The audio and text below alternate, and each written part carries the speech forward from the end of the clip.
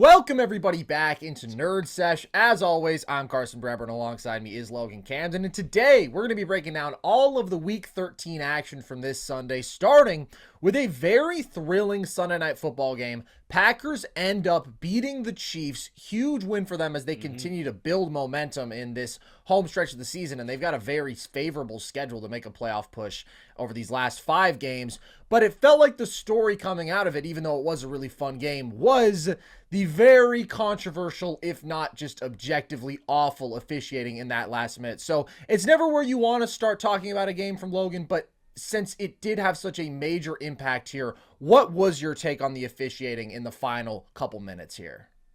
Yeah, it did have a major impact on the outcome of this game. And I mean, yeah, I think they blew the biggest call of the game. I know that in that scenario, some people fall on different ranges of the spectrum here. You have some part of the population that in late game scenarios in any sport, they would rather the refs just let the guys play on, right? In other scenarios, it's if the call is there on any play. Some people think that it should be called. I lay somewhere in the middle, but for the most part, I think that, if it's there, yeah, go ahead and throw the flag. I thought the one on MVS was egregious. I mean, when you have Terry up in the booth telling you, the head of refs, yeah, that's a flag, it probably should be called. And yet, we already did this dance, right, Carson? When we had the egregious missed pass interference on Rams-Saints, probably the worst missed pass interference call in NFL history that, single-handedly determined a team going to the Super Bowl or not. We already did that dance. The outcome of that was we had a review system where you were able to review pass interference calls that weren't even called during the field of play, and that was disastrous. And so we can rehash that conversation. Do we want to bring that back? That slowed the game down too much. I don't think the NFL ever would, but I'm all for always getting the call right. You know what I mean? Like, it's frustrating because now it is, if you don't throw that flag immediately, the refs can't go back and say, oh, yeah, it was pass interference. That's a call. So I'm always for it. And then the one in the end zone, I kind of agreed with where Chris and the other, and where they came down on it. Last play of the game, I probably wouldn't call it on a Hail Mary, but I think that was pass interference too. The MVS one was egregious, though, man, especially in a late game scenario. I know the refs don't want to get their hands dirty, but, I mean, he's draped on him, man. MVS is wearing that defensive back like a cape. You got to call that one. So, yeah, I think they blew it, and I think it had a real impact on the outcome of this game. This one probably should have gone to overtime, and I think Pacheco is probably bears some of that responsibility too because he backed him up 15 yards. You don't need to gain all of that yardage back if he doesn't throw that punch. Yeah, it was definitely mayhem down the stretch, but bottom line, it should have been 1st and goal from the 4 with 40 seconds left in this game for Kansas City. That non-pass interference on Valentine was as egregious a missed call as you will ever see. That was literally a kid going for a piggyback ride on Pop. I mean, he was fully on his back, man. It doesn't get more obvious than that. So that sucks. And some of the other stuff, right, you can say, okay, well, is that a makeup call for what was a controversial late hit call that went in the Chiefs' favor just before that? And I do think that was probably the wrong call. It looks like a late hit in the moment. It's unnecessary because Mahomes is seemingly about to give himself up, but I mean, he's still in bounds at that point. It's by the rules a fair play to hit him there, and so that's a free 15 yards for the Chiefs. And then you have the question about if the receiver was going out of bounds backwards when they just stop the clock there, which I don't fully understand that, because if they ruled that his forward progress was stopped in bounds, the clock should keep running in that situation too. So it's like, yeah, there were poor calls that went in the Chiefs' favor here, but nothing that was of the clear nature of that missed pass interference, and nothing that had that sort of singular magnitude. I mean, that is the equivalent to completing a huge deep ball in a very time-sensitive situation. So that just bums me out, because that absolutely swings this game, and I think that the Packers played a really good football game that they deserve to win, but you never want to see refs be the ones to decide a football game with their mistakes. And I would argue that that would be this case as well if they had called pass interference on that Hail Mary, because it's the same conversation basically that we had with the James Bradbury holding last year. I think actually this is an even more dramatic version because it's a Hail Mary, because it's such an improbable play to be completed. But when you are looking at those last play of the game type scenarios, you expect a little bit of leeway because you don't want refs to be the ones to decide the game with a very iffy call. And even if that is pass interference, which in a vacuum I would say it probably is the two-handed shove to the back, the probability of Kelce coming down with that ball is still so slim that to gift the Chiefs with that 1st and goal on the one there, to me, just would not be the right move by the officials. So I'm good with them holding their whistle on that one. I thought the Valentine was just as bad of officiating as you can really get. And it's always disappointing and always frustrating when a game does come down to that. But the Packers played a very good football game here, and they are building some real momentum, sitting at 6-6 here now, having won 3 straight. What did you take away from this game for them, Logan? It finally seems like Jordan Love is hitting his stride, man. Legitimately, he just seems so much more confident, poised, and the thing that I've liked most about Love is that his timing. It's that some guys don't have that internal clock. You take a guy like Justin Fields, right? Fields has all the raw talent in the world, right? The acceleration, the speed, the agility, the arm. You can have all those things, and yet Fields isn't a great NFL quarterback just because of these tools. He struggles because he holds on to the ball too long. Love may not be blessed with all these physical attributes, but he processes really well, and he has that internal clock that I know when I need to get out of the pocket. I know when I need to get rid of the football. Being on time is very important as a quarterback, and I thought we saw a lot of encouraging things today, man. Accuracy, play extension, control at the line of scrimmage, and we should have expected this. Love doesn't have a ton of experience in game, but he has, 4 years of actual NFL experience. We should have, anticipated a leap at some point during the season from him just playing in football games. That's a real quotient. I know this was a big point of focus on the broadcast with Aaron Rodgers, about how similar their numbers are through their start. I think it was identical TDs, identical yards, something like that, identical completion percentage. Really eerie stuff, but it's like Rodgers didn't hit his stride immediately. Why would you expect him to? It's like a rookie finally playing for the first time, and I thought that the way people jumped off the Love bandwagon was a little too soon, and I did too, hand up. I was very quick to say after 7-8 weeks of football that I put him in the Kenny Pickett tier. I don't think Jordan Love is in the Kenny Pickett tier. I think he's in the low franchise, quarterback kind of tier. I don't know if he's upper echelon in the Herberts of the world, but I think he could be a lower end franchise quarterback and, about league average to better than league average. And he played an excellent game today. That's really my big takeaway, is that Love and the Packers are really hitting their stride, it feels like, on all fronts. Defensively, with him, the running game, the offensive line, it's all coming together. It may have taken a little longer than we wanted to because I expected big things out of the Packers this year. But hey, it's not over, man. Like you said, they have a shot at the playoffs. They have a shot at going 11-6 at this point. Like, the Packers season is not over, man. They're trending in the right direction. They're hitting their stride at the perfect time. And the most encouraging thing about all this is the real progress that we have seen Jordan Love make throughout this season.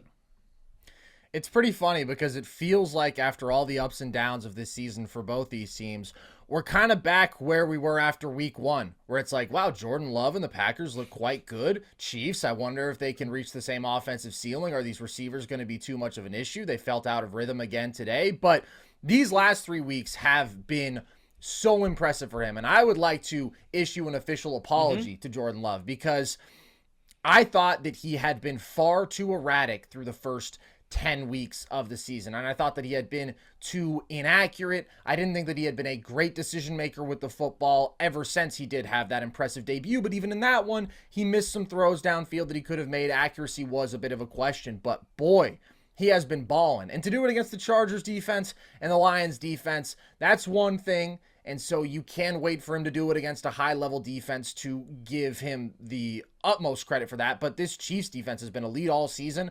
They've been a top 3 pass defense in football, and he played just about as well against them as any quarterback has all year. And over those last 3 weeks, he's 867 passing yards, 8 touchdowns, 0 interceptions.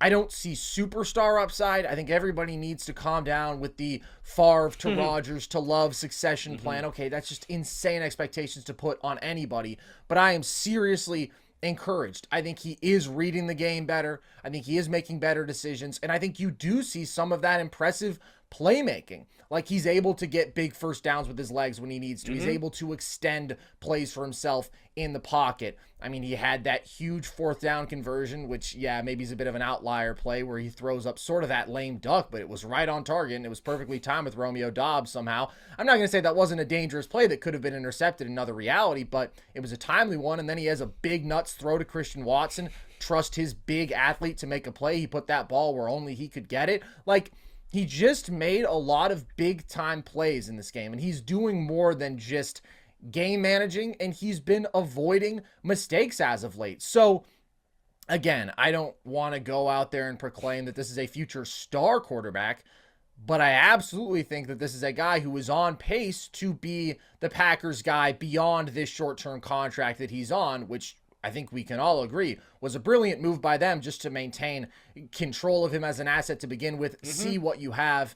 And as I've said before, you can't judge Jordan Love just as a first-year quarterback because he's a first-year starter, but he's a fourth-year quarterback. But even considering that standard, I think he is looking legitimately good right now.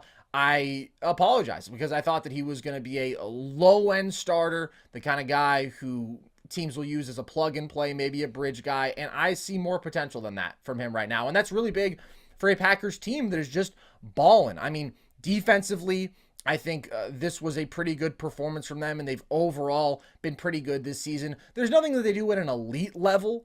They run the football relatively well in this one. Their run game hasn't been quite as effective as some previous years, but they're just very solid all around. And now they've won some of those games that they needed to, beating the Lions on the road, beating the Chiefs, to where now you're into the easiest stretch of your schedule. The Giants, the Bucks, the Panthers, the Vikings, the Bears. If they don't win 4 of those games with the level that they've been playing at recently, I would be disappointed. They absolutely should be a playoff team, and we've been searching for who are the wild card teams out in the NFC. And when the Packers were sitting at 2-5, and they really hadn't played a good football game in several weeks, and they were losing to the Raiders and the Broncos, these just thoroughly mediocre teams, I didn't really think they were going to factor into that conversation, even though I was super impressed by their week 1 performance and thought at that point, okay, maybe this is a playoff team. But after the Cowboys and the Seahawks, when you're looking at that wild card race, to me, the Packers have asserted themselves as the best team, and they have the schedule to make the most of that, which, by the way, the Seahawks do not. So maybe somebody else slides in there over them as well. I was going to say, and even straight up on paper, I think I like the Packers more than I like Seattle.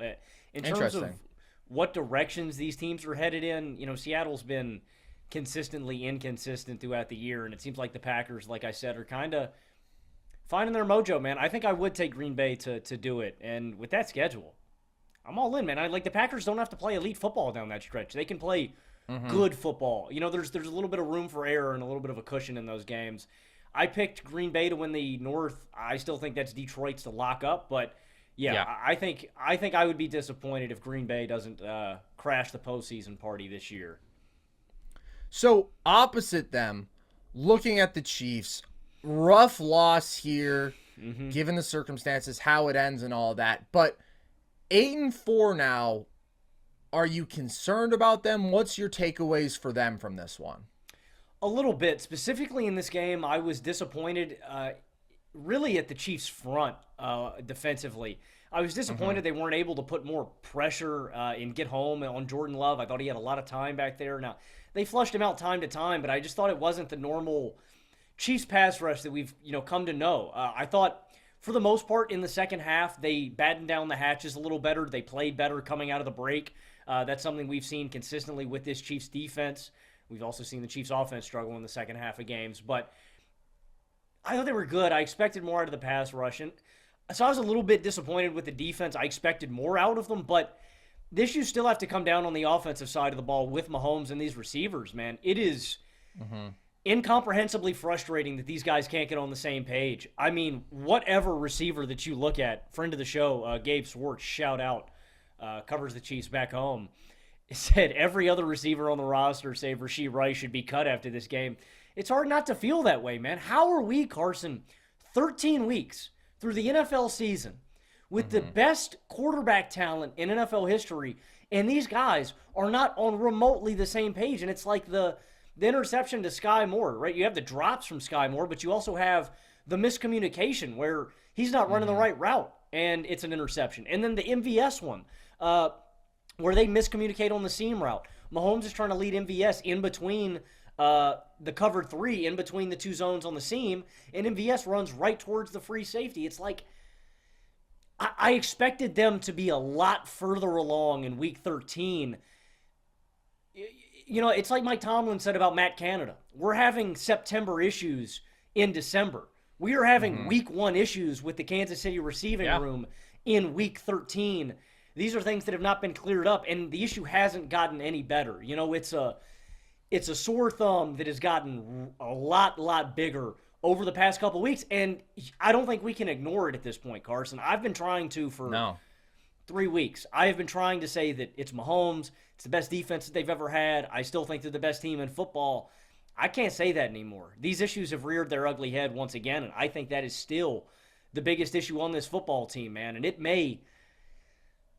I can't do it. I don't know if I can do it because I've been burnt 5 years consecutively trying to pick against Pat Mahomes, man. I still don't know if in a one-game scenario if I would do it, but it seems like it's a lot more likely because they've been beaten by teams that are human, man. Losses to the Lions, losses to the Packers, losses to the Broncos. Like, these aren't normal Chiefs losses, man. And I think it's the biggest issue, and it still could come back to bite them in the ass, man. It did in this one. Yeah, absolutely. Receivers are directly responsible, just flat out, with like point swinging plays for 2 of the Chiefs' losses this season. And overall, I think that you can chalk up a majority of their offensive struggles to just the limitations that group has. This is a game where they run the football really well. Pacheco was awesome in this one. He was physical. He was downhill. They committed to that, and it was extremely effective. Overall, they rushed 25 times for 148 yards, but you just continually have these missed opportunities in the passing game where guys just aren't on the same page, and frankly, they just aren't that good. Guys just don't make plays outside of Travis Kelce and Rashee Rice. So it's the same fundamental concern, and you can keep waiting and holding out hope for this to start looking like a normal Kansas City Chiefs offense, or even start looking like the Chiefs offense last year once Tyreek had already left and they were still the number 1 scoring offense in football. I'm just not quite sure when that day is coming. I mean, they've lost 2 of their last 3 now, 3 of their last 5. All of those losses are really on the offense. I mean, this was the first one where you could say, okay, it's partly on the defense. They didn't play up to their normal ceiling. But it's mostly been these limited offensive performances where they can't put up 20 points, which would be a like once in a season sort of anomaly for the Chiefs of old. So it's absolutely a concern. I still do think in a very flawed AFC, they are probably my favorite. The Ravens can push them for that title, but this defense, I believe, is top 5. This one performance where they weren't great doesn't change that for me. And they still have Patrick Mahomes, and they still have Travis Kelce, and I do really like Rashee Rice. But there's no question that this has been an underwhelming season from them. More than that, offensively, it's been unprecedented how much they've struggled there. I don't think this has been the best Andy Reid season. It's kind of the same thing we talk about with a lot of these expected powerhouses. Everybody's been up and down. Everybody has struggled. It's just that kind of season in the NFL. It does feel like that. Every team really is flawed. And yet, like you said, Carson, I'm still not ready to pick another team out of the AFC with their track record. And, it's easy to point and say, oh, the Chiefs have 4 losses. They're not one of the top contenders out in the AFC. I'm sure people want to pile on and hop off the bandwagon. Their losses really are marginal. Carson, we've talked for 13 weeks now about all of the Baltimore Ravens losses and how they're 1 or 2 plays in every single game. They're 1 possession away from making a difference.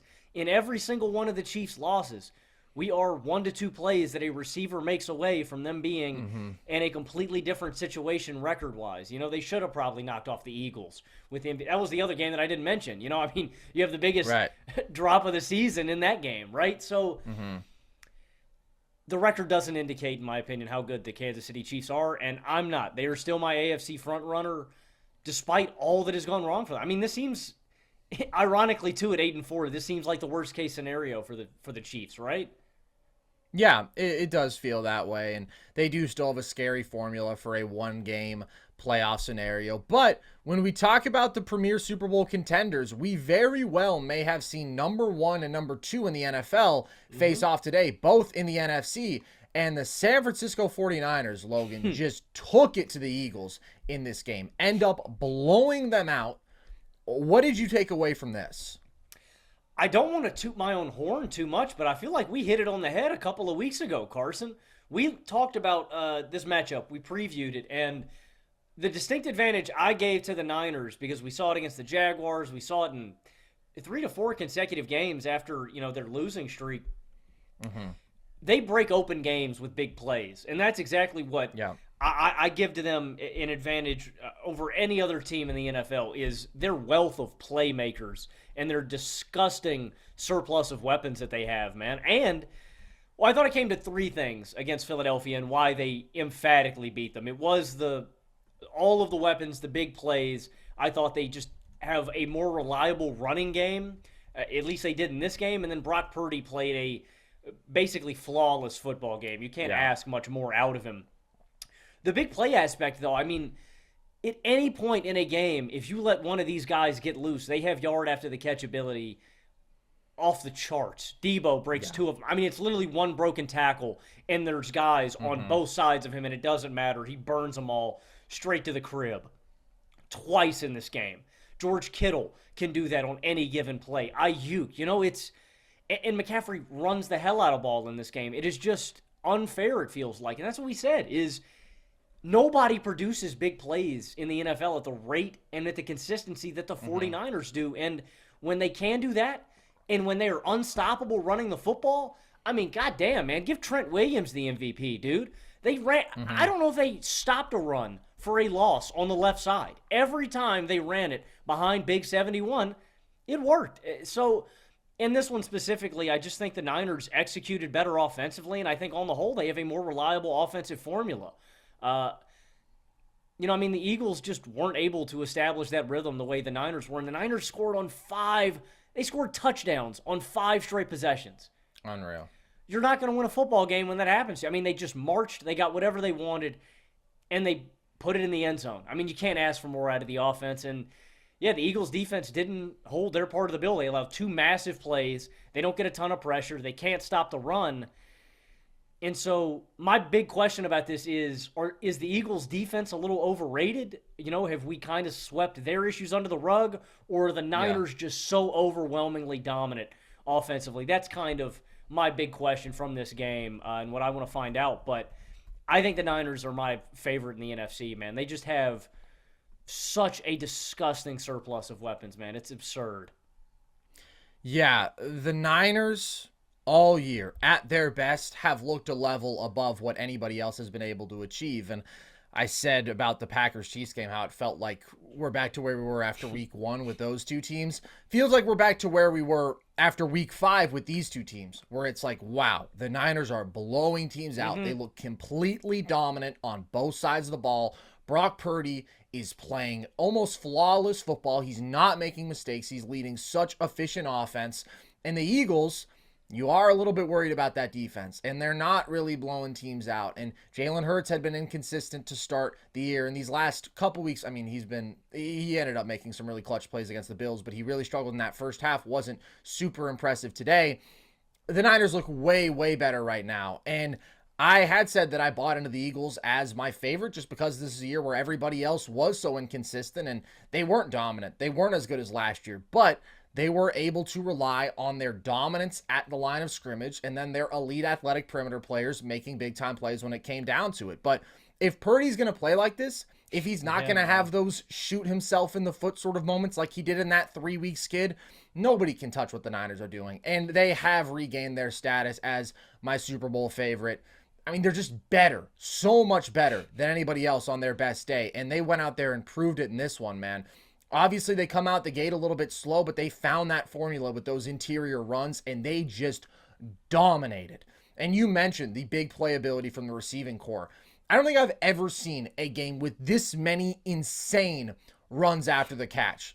San Francisco is the best team in football in that capacity, and they have been for a couple years. But, I mean, their first really explosive play of the day is that Kittle 33-yard reception, which is almost all after the catch. You mentioned Debo. I mean, first he has that sick end around for his touchdown number 1, and then he has the 48-yard touchdown where he breaks the tackle. Juwan Jennings made a dude miss for his touchdown. Then Debo had the other breakaway. Like, it was just huge play after huge play generated by these dudes in space, making dudes miss, outrunning other guys down the field. An incredible performance from their skill position talent.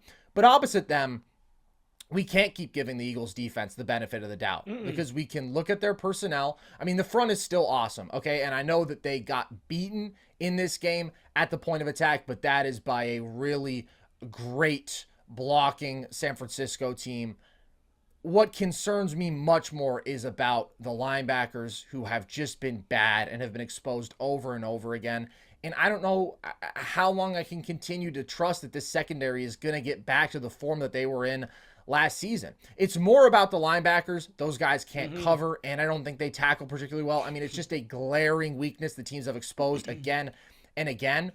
But this is a defense that's 20th in scoring, that hasn't been all that much better in terms of yards per play. I mean, they haven't been close to what they were last year, and they got manhandled in this game. So when Purdy's working like this offensively, the Niners feel unstoppable. They just have so many ways to kill you, so many elite offensive talents. And then defensively, they just shut down the Eagles' run game in a way nobody else has this year. In a really stark contrast to the Eagles, they have this elite linebacker play in coverage and against the run.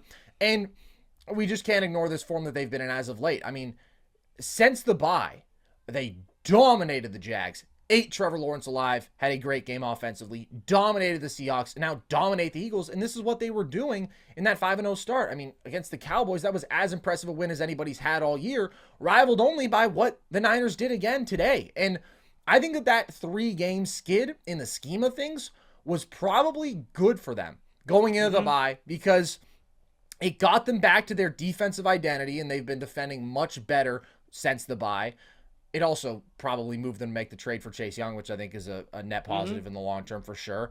Brock, I think, has battened down the hatches a little bit, and that's not to say that he doesn't have that 1 or 2 play a game where you're like, all right, maybe he's trying to make a little too much magic happen, but he had the 5 picks in 3 games. He's only thrown 1 interception since. And, of course, they also just got fully healthy again, because that's the other stat they showed during this broadcast. Coming to this game 8-0 when they have Debo and Trent Williams. That's 9-0 now, and I know it's only a couple of elite players, but those are elite football players who do change the dynamics for this team, and they haven't lost when they've had them both out there healthy. So that was a really weird 3-week stretch that they had, and I don't think we can totally disregard it, because it did show us when Purdy is erratic and maybe when he's asked to shoulder a little bit too much responsibility as a creator, and if he is down an elite weapon, things can go south. But when they are healthy, they just have the best formula to be a dominant football team. It's really not all that close. And when Purdy does have all of his guys out there and he doesn't have to go above and beyond, he does a really good job. And this is just a powerhouse football team right now again. You're exactly right. I mean, it feels like Purdy is the only guy that could really limit this offense. And when they are fully healthy, running the ball with all the weapons out there, it feels like an unstoppable formula. And I think you're exactly right about losing 3 games straight. Sometimes getting your bell rung, that smack in the mouth, is the best thing that can happen for a football team. It's a wake-up call. We got to tighten up. We got to play better football, and we're not executing at our highest marks. I think about the 11-0 Steelers from 2020 or 2021, the worst undefeated team of all time. Yeah. That team avoided addressing so many big issues on their football team. The defense, the wideouts, because they were just barely eking out wins, but it was like, oh, well, the Steelers haven't lost, so they must clearly be the best team in football. And then crippled Alex Smith walks into the scene, man, and fucking takes down the Steelers, ends the undefeated streak, and that's the wake-up call. A little too late to make adjustments. I think they needed that, and I think they are a better team for it, man. Like you said, not that it can't happen again. There are circumstances, but I'm all back in, man. I would take the Niners to win the Super Bowl from here on out. Yeah, I really can't imagine anybody looking as good as they do right now. But Another interesting storyline from this game, to me at least, is that everybody had decided that Jalen Hurts was the MVP favorite after reeling off a couple wins against really good teams. Now, after this ugly loss, who the hell is the NFL MVP, Logan? Well, I did mention Trent Williams. If we're feeling froggy and want to give it to an Yeah, why O-lineman, not? Sure, Why let's not? do it, man. Let's do it. Yeah. I know this is a hot button topic, and I even saw, I saw J.J. Watt say that it should always go to a quarterback because their impact is huge. Yeah. This season, I would give the MVP award to Tyreek Hill, and then I'd give the Offensive Player of the Year award to Christian McCaffrey. What those two guys give are them both doing, to Tyreek. I mean, if we want to do that, I don't care. I mean, I think Tyreek is head and shoulders above any other weapon in today's game. Like, I think he is the most valuable player. Like, when we look at what an individual player does for an offense, I think he elevates Tua to an almost elite level, which is really freaking hard to do when you consider his limitations. And then when you just consider what Tyreek is doing statistically, he leads the NFL in receiving yards. He leads the NFL in receiving touchdowns. He's currently on pace to have the first 2,000-yard receiving season ever. Tyreek breaks the game. Like, I think he's the most valuable piece. So I'd give the MVP to Tyreek. I'd give the Offensive Player of the Year to McCaffrey. And I'd save the MVP for when Tom Brady comes back next season and leads the Raiders to the Super Bowl. Yeah, love that. My take is that there is no MVP, Logan, because What? yeah, here's why. How many different dudes have been proclaimed the MVP favorite this season? Probably 20, like, just man. think about the progression, dude. It was Purdy, and then it was CMC, and then it was Tua, and then it was Lamar, and then it was Hurts, and now people are saying it's Dak. And Dak is having an awesome, awesome stretch. After a slow start to the year, he has been almost flawless probably since their last loss to the Eagles. And I mean, even up to that point, he'd been playing well those last couple weeks. And in that game, outside of, sort of disastrous late game execution that always happens for the Cowboys. But he's on pace for 4,600 passing yards, 37 touchdowns this season. Really, really good. But in the scope of great quarterback seasons in recent memory, with the extra game, with just how dominant passing attacks are in the NFL today, and that's not an outlier season. I mean, that wouldn't compare to other MVP seasons in recent memory, in my opinion. In 2021, 4 quarterbacks surpassed both of those marks, had over 4,600 yards and over 37 touchdowns. And that's not even including Josh Allen, who, when you consider his rushing impact, way surpasses that, or the actual MVP Aaron Rodgers, who hit that touchdown number, just didn't quite hit the yardage, but had this unbelievable efficiency on a truly elite football team. So I think that Dak is a really good candidate. To me, him and Lamar are the best MVP candidates at the quarterback position. I think that Mahomes makes a case when you consider what he has to overcome. I'm just not sure that the efficiency is quite at the level that it needs to be. Josh Allen as an individual talent, sure, but the Bills have just been far too underwhelming as a team. So I think it comes down to Dak and Lamar, but both of those guys would be easily the least impressive MVP season in quite some time. So if Tyreek is going to just go out and have the best wide receiver season ever and have the sort of singular impact beyond the stat sheet that we have almost never seen from a wide receiver, being, to me, the most important piece in an almost historically great offense, to putting up 32 points per game, I think that he probably makes a really good case. So unless another quarterback down the home stretch, like, convincingly balls out week in, week out, I think all of those guys have been too inconsistent. None of them are up to the MVP standard that we have established for quarterback play in recent years. And I know that offense around the league is down right now, and defenses have been playing really well this year. But Tyreek is the exception to that rule because he's having the best receiver season ever. I'm with you, dude. I'm with you. If we're not going to see a quarterback go above and beyond, why not? Give it to the best receiver we've seen in a decade, man, in 10 years. More. The best receiving season, I legitimately think, probably ever, if he keeps this up. Like, people can say, oh my God, well, he has a 17th game to get to 2,000 yards. He's averaging more yards per game than Calvin Johnson. Calvin had 5 touchdowns that season. Tyreek has 12 in 12 games. He's on pace for 17. And I think beyond this, we were having this conversation, Logan. To me, Tyreek is having a top 5 wide receiver peak ever right now. Just not just talking about this single season, talking about the multiple year peak, the level that he's been at, that he's established. I think you have to have Jerry there. You can pick really any stretch of Jerry's prime, just unbelievable. I think you have to have Randy from his first 6 seasons in Minnesota, Yep. and then '07 with the Pats you throw in there as well. He averaged 1,400 yards and 13 touchdowns over his first 6 seasons. Ridiculous. I think you have to have Megatron, 2011 to 2013, averaged over 1,700 yards and 12 touchdowns in that 3-year stretch. And then I think you have to have AB, who 2013 to 2018, 1524 yards, 11 touchdowns per game. That's his average for a 6-year stretch.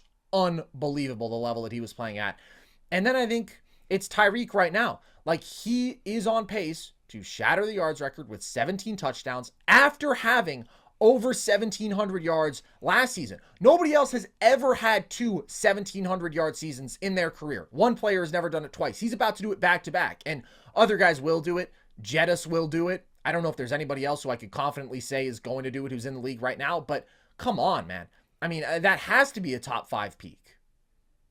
I'm 100% with you, and you lay out everybody that I would have. I said a couple weeks ago I was laying out my all-time team. Those are the 5 wide receivers I would have if I had a full depth chart of all NFL talent. And you think about what those dudes do exceptionally well. Jerry Rice, the complete and total package. Big playability, route running, hands, speed, after the catch, everything. Jerry was the total package, right? Randy, all-time deep threat, all-time jump ball contested catcher. Calvin, great route runner, all-time deep threat. AB, I think the total package too, when you look at everything. But Tyreek has the most unique skill, and then it's speed, man. And it's not just Tyreek has the deep threat ability, the burners, where he can take a guy deep and just cook him. But he's also got, however you choose to weaponize that speed on shorter routes, he's the greatest yak receiver that we've ever seen, the greatest after-the-catch player ever. That has to be weaponized. And I know some people probably, Carson, are going to push back, and the 2 guys that they're probably going to push back with are Terrell Owens, who T.O. never had a season that Tyreek has done. And I want to give a massive amount to T.O. T.O. is one of my favorite players ever for a few reasons. One, God, he could run his mouth like nobody's business. I love that. He could talk shit, but he also backed it up, and he did it with about 10 different quarterbacks. You know, he did it with any quarterback that you put in front of him. So I want to give T.O. a massive amount of credit for that. But I don't think he's on Tyreek's level. And then you take a look at Julio, and I think when you look at Julio's somewhat limitations in the red zone, I think Tyreek just clears. Like, I think Tyreek just breaks the game more than any of those guys. And I think he is top 5, man. And I think we should appreciate it. It's exactly what you said, man. When all these guys are having mediocre years compared to their peers in recent memory, give it to the guy that is doing historical stuff at his position. Yeah.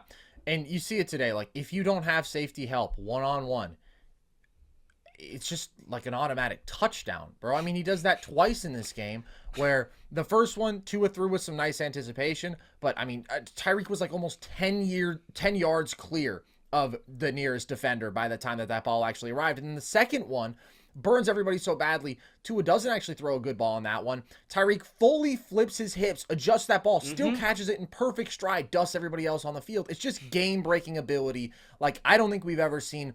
I think everybody can agree we haven't seen since Randy Moss. He's just the most explosive offensive player, arguably, in NFL history. I thought maybe you would mention Elroy Crazy Legs Hirsch. I thought we might get a little Charlie Hennigan, Lance Allworth, some Don of the great Hudson receivers action of your time. Don Hudson, a guy I know that you grew up watching, but Tyreek is just unbelievable, man. And again, like, to that MVP standard, go and look through recent years where it's like, yeah, it's been a quarterback every year.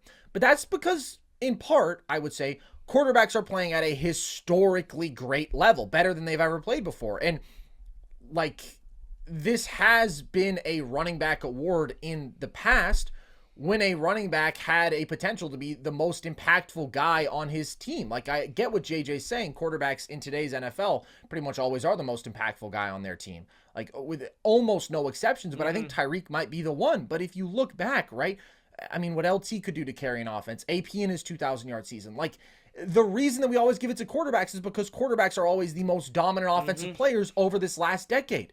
And it hasn't always been that way. And when that isn't the case, the award hasn't just automatically gone to a quarterback. So it's like last year, Mahomes throws for over 5,200 yards and over 40 touchdowns. Yeah, that guy is going to win the MVP. And then his first MVP season back in 2018 is because he throws for 50 touchdowns and 5,000 yards. There's maybe a top 3 regular season from a quarterback that we'd ever seen. And then you have Rodgers throwing for 48 touchdowns to 5 picks and then 37 touchdowns to 4 picks, just like unrivaled efficiency at the position. Okay, fair enough. You have Lamar with the best rushing season ever while he throws for 36 touchdowns to 6 picks and leads arguably the best offense in football. Okay, fair enough, a 13-2 record. Like, it's not just the best quarterback, it's that the best quarterback has been that incredible for the past half decade. Nobody else has really been able to make a compelling case outside the position because nobody could rival that sort of peak value. And I just don't necessarily feel that way about the level of quarterback play that we're seeing this year. So it's kind of what we've been saying. If it's ever going to happen again, where you give it to a non-quarterback, it has to be the year where the elite quarterback candidates are down and a guy at another position is having arguably the best season at that position that we have ever seen. In the NBA, the game can change in an instant, but no matter how the action unfolds, you know DraftKings Sportsbook has your back. This week, new customers can score $150 instantly in bonus bets just for betting $5 on basketball. Win or lose, you get an instant dub. Download the DraftKings Sportsbook app now and use code NERDS. New customers can get $150 instantly in bonus bets for betting just $5 on basketball, only on DraftKings Sportsbook with code NERDS. The crown is yours. Let's talk about Broncos Texans, Logan, because this was probably the most important game of the early window. A couple teams pushing for those wild card spots in the AFC. Broncos obviously have been red hot. Do you feel like they got knocked down a peg and maybe they had gotten a bit overhyped going into this game with some outlier things when you look at turnovers going in their way on that win streak? Maybe a little bit. It did feel, I will say this, it felt like this game was looming for the Broncos. And what I mean by that is it felt like they've been flying a little bit too high these past couple weeks, reaching kind of their absolute apex. And we mentioned some outlier stats about this streak, especially the turnover differential. During this run, they had won 5 straight before losing this one to the Texans. They were plus 13 in turnover differential during the 5-game winning streak. Absurd. A 16-3 run over those 5 games. And I think it came down to a few things. One, it was the super slow start. 13-0 hole to start this one. They're 0 for 7 on third down conversions. And we've seen that repeatedly for Denver.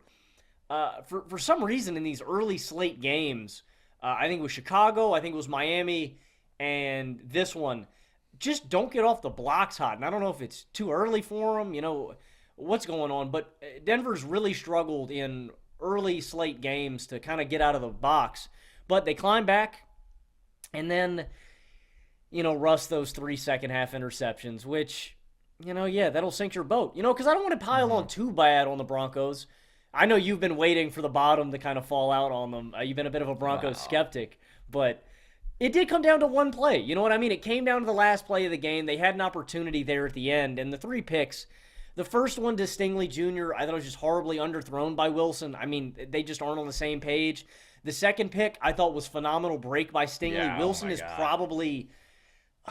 is probably like a second late with that ball, where if he gets it out a second earlier, I think Sutton catches it in stride and goes to the house. But that split second that Stingley flips his hips, and I mean, it's crazy because I had to rewatch it a few times. Straight line, just goes and gets that thing. Really impressive pick. I don't put a ton of weight on Wilson's shoulders for that one. But the third one, that's where Russ has been in the league too long to make a decision like that. Because I know a lot of people were saying it's 3rd and goal, the clock is ticking, you have to take a shot to the end zone. No, you don't. It's 3rd and goal. If you throw that ball away, because Russ is already scrambling, he can throw that ball away, tuck it, and go 4th and goal, and they can have one more play. Or he can check it down to Sutton in the flat, and Sutton can see if he can shake a dude or two, maybe get out of bounds or get closer to the end zone, and then you run the clock down, and the final play of the game is just your 4th and goal attempt. So I don't agree that Russ had to force that ball in the end zone. I think Russ could have tucked it, and I think it was the wrong decision. That being said, I also put a lot of responsibility on the tight end for not going up and trying to catch that ball. I mean, he was just standing there. And those are the other areas where I thought the Broncos were let down in this game. The offensive line was atrocious in this one. Oh, my goodness. It just felt like Russ was under constant pressure the entire game. The tight ends. The tight ends did not play well. They've been without their starter, and either on the final play of the game and throughout plays during this game when they targeted their tight end over the middle. He just let them down. I don't think the Broncos are. I don't know, man. I don't think we overshot the Broncos. I know I put them in the playoff picture. I don't know if that's still going to happen because the Texans have leapfrogged them now. But I think the Broncos they're a decent team. They're an average to okay team. You know what I mean? I don't think that they're completely fraudulent. You know what I mean? No. I like that you give the range of average to okay. I'm not really sure what the subtle differences there are. Yeah, they're definitely between average and okay. They are. They're fine. I just think some people started to view them as like the hottest team in football, and some people started to buy in, oh my God, Russ is really back. And they had a very, very narrow formula to win, and that was win the turnover battle by 2+, and then run the football really well and hope that Russ doesn't actually really have to do all that much. I mean, the Bills game, he played legitimately well. He made some big plays. But outside of that, I mean, he has had a very, very limited role. It's been check down central pretty much. Don't make mistakes. Don't fuck it up. He's 24th in passing yards per game this year. He's 19th in yards per attempt. He's thrown for 200 yards once in the last 8 games. And this was one where they struggled to establish the run, and they didn't conclusively win the turnover battle, and they needed him to do a bit more, and he didn't quite have it in him. And that's not to say that this solely falls on him. I agree with you about the line. He did make some plays with his legs, and even the picks. First one's really bad. Next one's an awesome play by the DB. Third one is, forced, but it's in a situation where you are pressing to make a big play, understandably. And you're right. I think that the tight end still could have fought for that ball and won. That was kind of a 50-50 ball where you've got the bigger dude, so it's worth a shot. But he's just not a good quarterback at this stage. And so they are very one-dimensional. No, I don't. You think he's above average? I mean, you got to be good. That means you're an above-average starter, right? Let me see. You keep going. Russ is near my equator right now. Russ is very close to my equator of quarterbacks. How can Kirk Cousins be the equator if Russ is also the equator, though? Kirk isn't the equator anymore. Yeah. I'm sad to admit that Kirk Cousins is no longer. He's slightly above the equator. I mean, look, maybe with all of the injuries, with how many teams are down their starters, like there is some abysmal quarterback play in the NFL right now.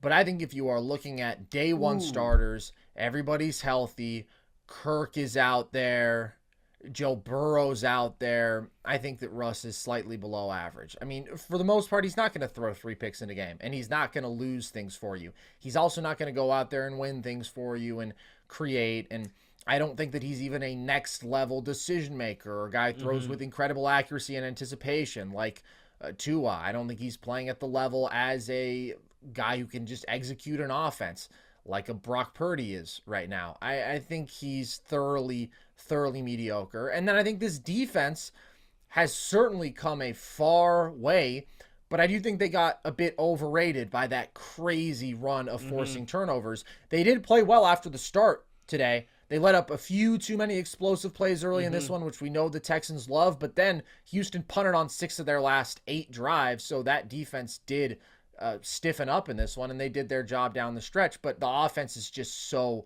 here I agree with you that they're average. I just don't think that this team has reached some new ceiling where we need to be like, oh my God, here come the Broncos. Because to me, there's like no way that they win a playoff team. They don't have that sort of upside to beat a legitimately really good team. I know that they beat the Chiefs and I know that they beat the Bills, but those are teams that beat themselves in those games with crazy high turnover numbers. It's just not a reliable formula. And you're right. We don't have to do that. We don't have to parade around and celebrate the Broncos like they're some kind of Super Bowl contender. But I definitely think comparative to expectations coming into this season and where we were at the start of the season, this is progress. This is improvement. And it's the Texans positive. Are better. The Texans are better. And people don't talk about the Texans as much as they were talking about the Broncos. That's a better football team that had lower preseason expectations. And that's a team that's playoff bound. Yeah. That's all I really have to say. I mean, they just take care of business, dude. This wasn't a great game for them. They didn't run the ball very well, but it feels like every single week CJ is going to find his guy. There's going to be one receiver who just has a monster performance. It's been Tank Dell. It's been Noah Brown. It's Nico Collins in this one with Tank out, just going absolutely berserk. CJ is so good. CJ's top 10, and he is going to will the Texans to the playoffs. I firmly believe that. I think so too. I hope Tank Dell makes a full recovery. They said he fractured his fibula. So did a guy on the sideline in the Saints game. Man, that was really brutal to watch. I hope that guy's okay. That was very ugly. Dude, one thing I just want to mention about Stroud very briefly before we move on. Dude, it amazes me how I don't know if I've ever seen a quarterback that can keep his head downfield while evading pressure and moving in the pocket the way Stroud does. So many guys, scanning the pocket. Stroud always, no matter where he's moving, has his head moving downfield. So if any guy opens up, that feels like so many of his big game-breaking plays that he's had to Dell or to Collins have been slightly out of structure where the play breaks down, but Stroud is still looking down there and it's like, oh, that guy's wide open. I'm just going to string. And then he's so strong that he's just capable of making all the throws. Stroud, he knocks my socks off, man. He really does it for me, brother. He's the GOAT. No, there's a guy that just butters my bread, man, and he's got big old balls. But you know what probably doesn't butter your bread, Logan? The Pittsburgh Steelers getting obliterated by the Arizona Cardinals today. What do you have to say about this? I did not watch. After Kenny Pickett went out with an ankle injury, I watched other football games because I have made a vow. I will not watch the Pittsburgh Steelers with Mitch Trubisky under center. So I will not be watching the Pittsburgh Steelers these next 4 weeks. I don't plan on it. I'll catch the recap afterwards. But that's because I already know the game script. I know these players like the back of my hands. And I know what Mitch Trubisky does. And I know what the Steelers do when Mitch Trubisky plays. Mitch will come in. He will scan one half of the field and only one half of the field because he hasn't used the other part. He will make one, two multiple, potentially 3 to 4 costly turnovers. Comes in and fumbles in this one. Again, I didn't need to watch to know this was going to happen. It's just inevitable because it's Mitch Trubisky. And then we're going to lose. So, that's what happens with Mitch Trubisky under center. Mitch Trubisky, to me, is not worthy of wearing an NFL uniform. I do not think he is a top 96 quarterback in the NFL. I don't think he's NFL caliber. I think Mitch Trubisky stinks, and I would rather us play Mason Rudolph. Okay, so this is... All right. Name 96 guys you would rather have than Mitch Trubisky. I can't. Not right now. You're all talk, pal. Top 96. You're out of your gourd, man. He's a fine backup. No.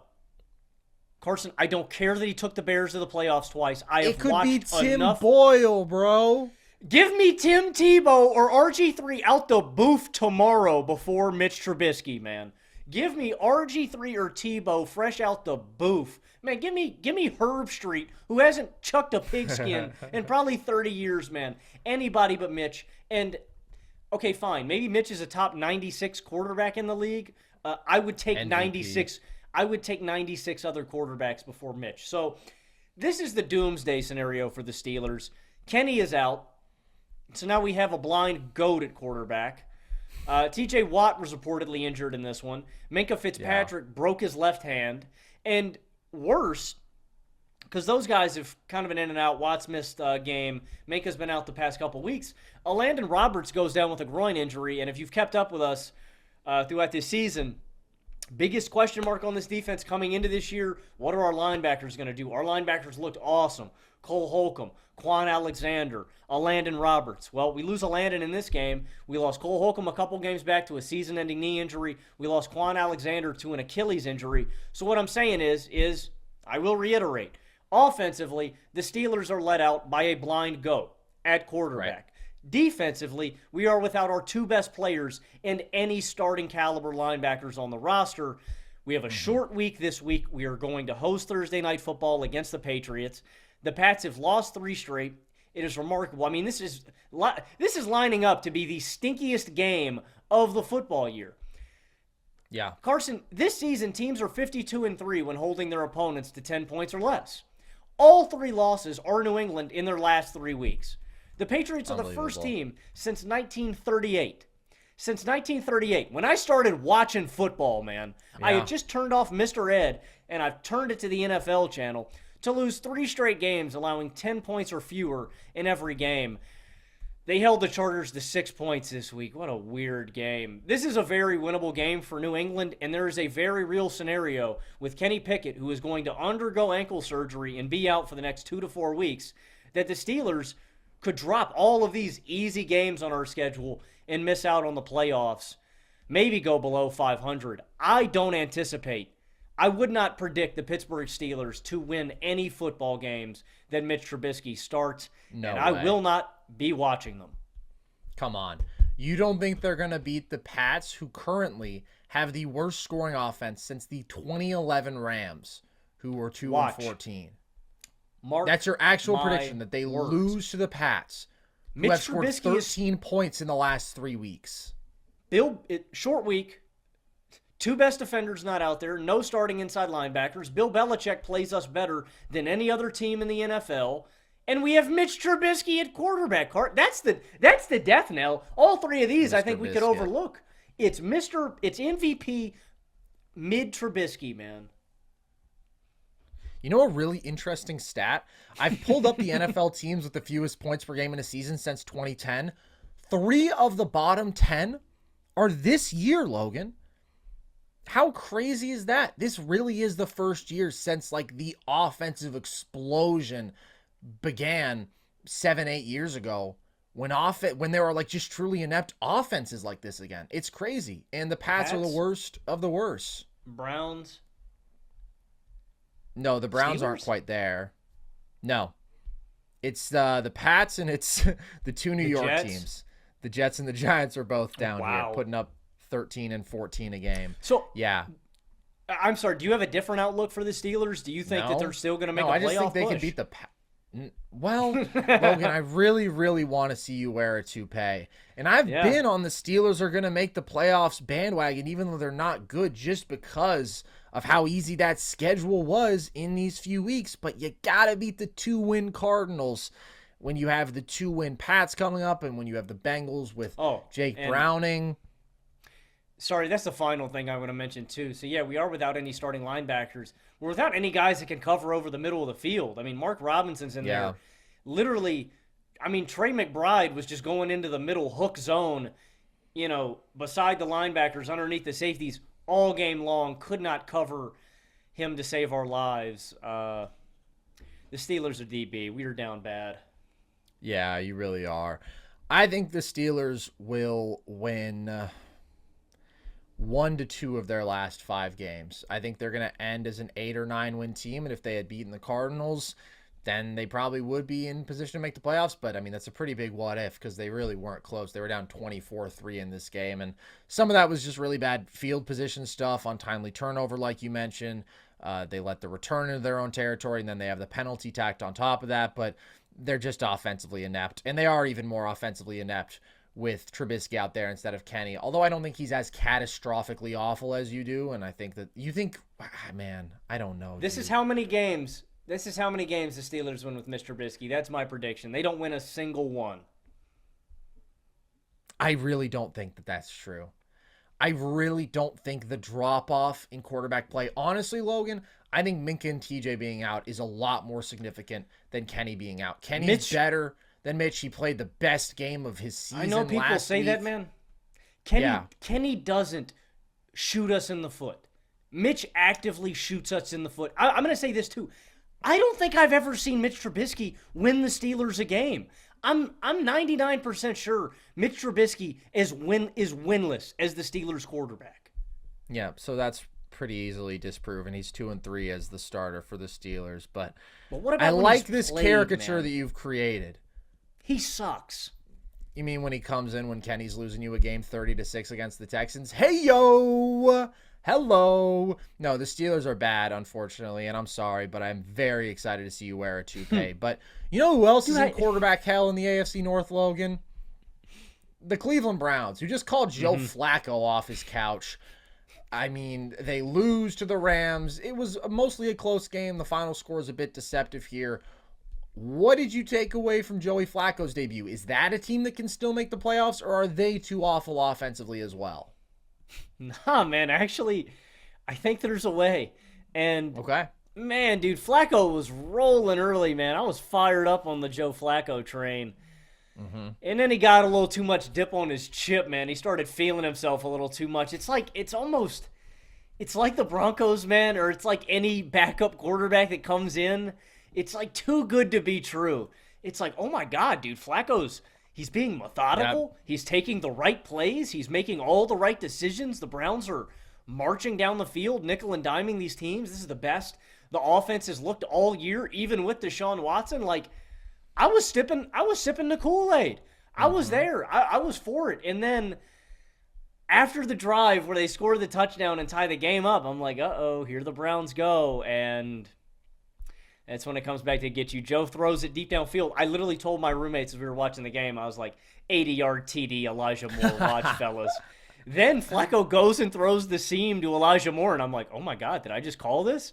I might be the GOAT, and it's just way underthrown, way off time, picked off, and yeah, that was where it started going downhill. I will say this, I think he's the best quarterback option the Browns have moving forward, and there's just something to be said about veteran QBs. I know the trendy thing is to take guys with negative past interception ratios in college and in their NFL career and then sign them to an NFL roster like Tim Boyle. How did he get a job? You guys ever wonder that? No like how idea. Tim Boyle is employed? It really baffles me, man. It really does, actually. How did that guy ever get drafted in the league? There is something to be said about having a veteran quarterback option on the team. More starting quarterbacks. We've had more starting quarterbacks through 13 weeks of this NFL season than we've had through any season in NFL history. And I think it's unreal to think that before this season, Flacco was unsigned, Carson Wentz was unsigned, Colt McCoy was cut, Nick Foles was unsigned. Like, look, these guys aren't, it's not an MVP sitting out there on the free agency, but these are guys that should be on NFL rosters and should be good to go in a contingency plan when you need them. It's just dumb, in my opinion, to have a guy like DTR or something like that, or PJ. And these guys have NFL experience. They know how to read defenses, and their arms aren't shot. Like, I think Flacco probably should have already been on a roster, and I think the Browns should be thanking their lucky stars that he was available, because at this point in the season, I think he's the best QB that they could ask for. And no, I'm not ready to count them out, man. I think the Browns definitely have a shot at making the playoffs. If only they had moved a couple weeks sooner and they had gotten Wentz before the Rams did. Yeah. Wentz isn't good, but he's a couple weeks removed from having a legitimately okay season as an NFL starter on a team that probably should have made the playoffs. And yeah, he played a role in keeping out of them. He played a pretty disastrous last game of the season, if I remember correctly, but I think he's better than 86-year-old Joe Flacco, who I do still think is better than DTR or PJ, just because he does read the field at a higher level, and he has an understanding of what's going on out there as a veteran quarterback, and his arm isn't good, but I mean, it's not totally shot, as you say. So going to him is not going to be the thing that makes me lose faith in the Browns, but I definitely don't like how they've looked as a football team these last 2 weeks, and you have Amari go out in this game, so it really does become the Elijah Moore show, and Amari's just concussed, so it's not going to be that long. I shouldn't say just concussed, but that's not going to be a long-term absence for him, hopefully, but it's really, really ugly offensively, and the Browns are going to lose to the Jags next week, and so then they're going to be sitting at 7-6, and we're just going to have this pool of thoroughly mediocre teams in the AFC all vying for those last couple wild card spots. I still really think the Browns can make it because they don't have a bad schedule down the stretch either. They've got the Bears, they've got the Jets, they've got the Bengals. I don't care who is playing quarterback. They should still win all of those games, and then that gets them to 10 wins. I'm not super confident in it. I think they're going to be hideous if they are in the playoffs, but I think that they will still make it. But you know who's surging, Logan, and who's making a case for the AFC wild card spot and is really trending in the right direction? The Colts pick up another win today. That's their fourth straight. They're now 7-5. Are you impressed by them right now? I am pretty impressed by the Colts. I'm mostly impressed about their resiliency, man. Like, they just don't give up. I mean, they've won 4 straight. They come back from a 17-7 deficit in this one. They have a game-winning drive in overtime. And the Colts move the ball really well in this one. The issue wasn't Minshew and this team getting up and down the field. They had 4 red zone opportunities. I believe all of them. One, I think they fumbled. I think the rest they end up kicking field goals. If they convert in the red zone a little more, the Colts, this doesn't go to overtime. This is just a blowout Colts victory. And it also could have been slightly different, too. It could have been a blowout one way. Also, some just weird stuff happens in this one. Nick Folk misses an extra point in regulation that would have won the Titans this game. You have two blocked punts for 10 points, and it was a strange one. But I am impressed with the Colts, and yeah, it is a resiliency. When Anthony Richardson went down, this team could have put their heads down and thrown in the towel. Oh, we're going to stink. We don't have a starting quarterback. We're going to draft high in the draft again this year. We're going to give up. Shane Steichen runs a really good offense, and Gardner Minshew can execute. And I think this team is a lot more talented than people give them credit for. The offensive line isn't what it was a couple of years ago, but it's still good. The D-line is tremendous, and I don't hate this defense overall. I think the Colts are a lot more talented than people give them credit for. And if Anthony Richardson was healthy, I might take this team as a full shire. A bona fide playoff, lock, because I think the Colts could be there. The Colts are another one of those teams that are legitimately contending to crack the party. It's going to be ugly, man, because we're going to have some combination of, we're going to have either the Broncos, the Bills, the Steelers, the Colts, the Texans, whoever it is. It's going to be ugly. It's going to be nasty, but somebody's got to make it. The Colts are one of those teams, and I wouldn't count them out. Save the QB position.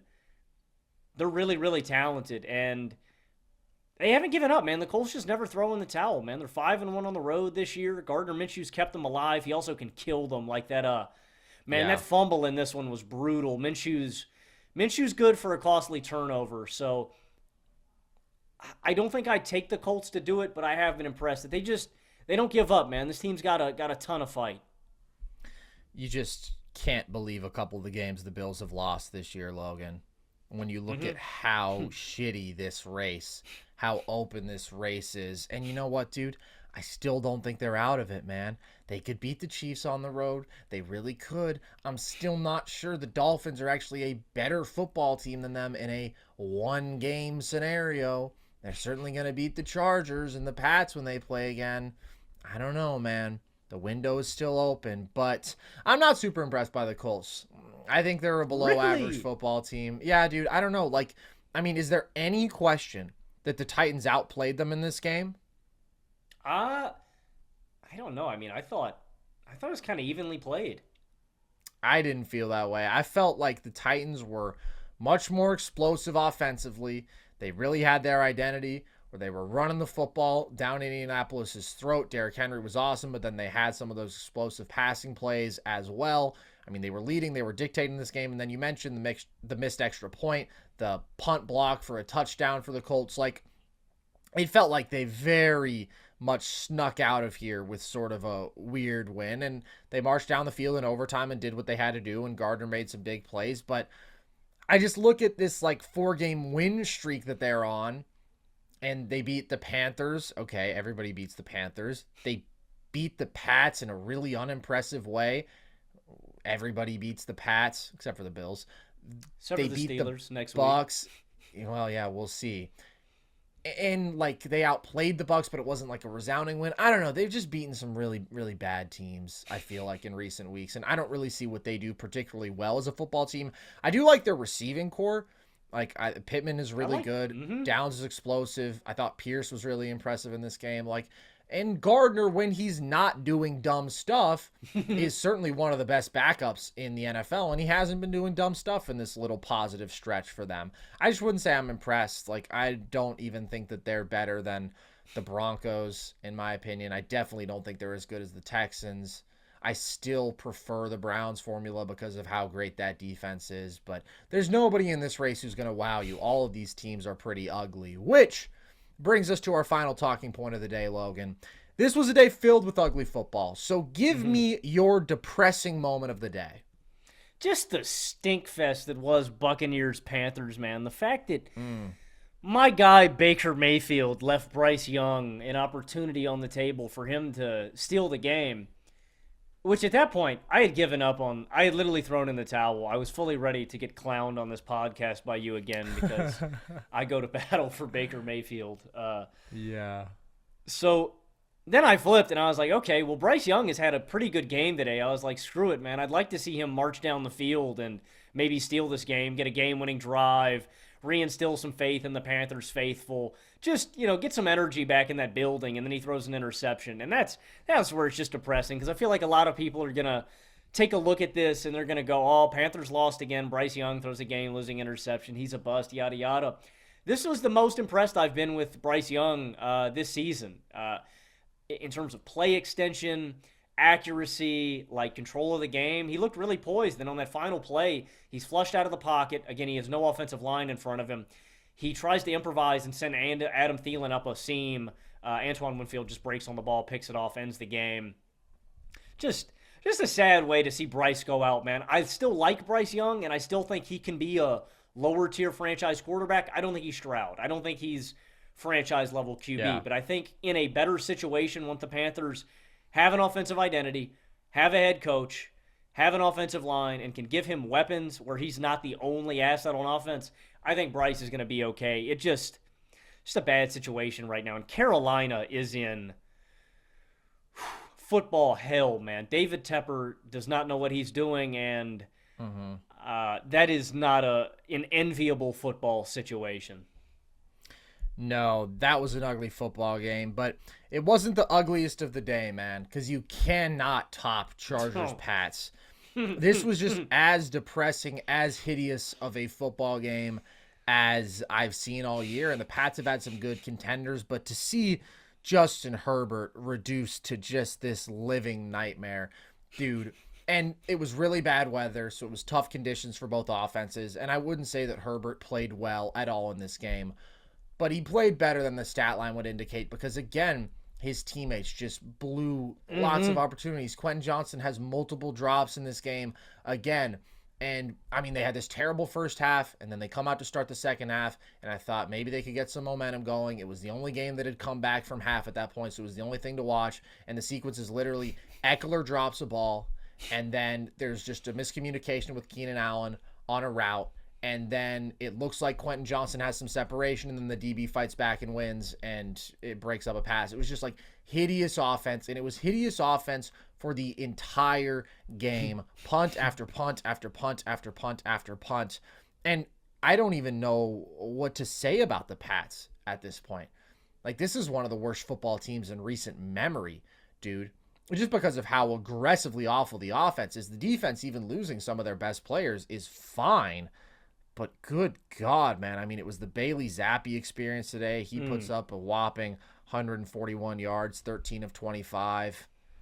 I really have nothing more to say about this other than it was a really good contender for the worst football game of the year. Because you think about some of the other options, like Jets-Giants. That was a horrible football game. But it was exciting in how horrible it was because there was actually drama down to the end. Once the Chargers put up 6 points by halftime of this one, you were like, all right, the Pats aren't going to match that. How are the Pats going to put up 6 points? And sure enough, they never came close. Do you think that the last 3 weeks, I think I give major props to Bill Belichick for what he's been able to do, and I think there's even more. Well, How could you be that awful offensively? That requires innovation that excites Nissan. Are the Pats tanking? Are they just like lying to everybody? Are they tanking on purpose? Are they trying to get Caleb, man? They're trying to get Caleb, right? I guess they're not trying to get Caleb. Like, I don't see a reason, honestly, to play Bailey Zappi. You don't have anything with him. You don't have Mac anything Jones with is the Mac. tank goat. Mac Jones is the tanking goat. He is. He's more fun. He's more of a fun tanker because he's going to have that play where you're just literally like, what the hell? I mean, Zappi kind of does, too. Like, he threw that terrible interception last week, I think it was. But, sheesh, they are bad. They are awful. They are the worst watch in the NFL since probably the 2020 Jets, right? I mean, that was like the one of the worst offenses in recent memory. The year before they got Saleh. They're a disgrace, and Belichick this is a fun should concept, hang it up. man. Just the worst team or the depressing moment of the day. No, just the worst watch. No, this Pats team is the worst watch. Of my life for sure. Unbelievable. Oh, how the mighty have fallen. All right. That's going to do it for us here today, guys. That's all we've got to say about Week 13. If you enjoyed this show, then as always, you can find all of our shows on the Nerd Sesh YouTube page with video. You can also listen to the podcast across audio platforms. And you can follow us across social media, TikTok and Instagram at Nerd Sesh, Twitter at Nerd_Sesh to see clips from the show and our trivia content. You can also join our Discord if you want to talk NFL, NBA, be part of our community. And you can check out our merch at thevolume.com. We've got hats. Logan's wearing one. We've got shirts. We've got hoodies. And we got the flags behind us here. So you can find all of that also at our link tree across our social media bio. And with that, as always, I've been Carson Brabber. I've been Logan Camden. And this was Nerd Sesh.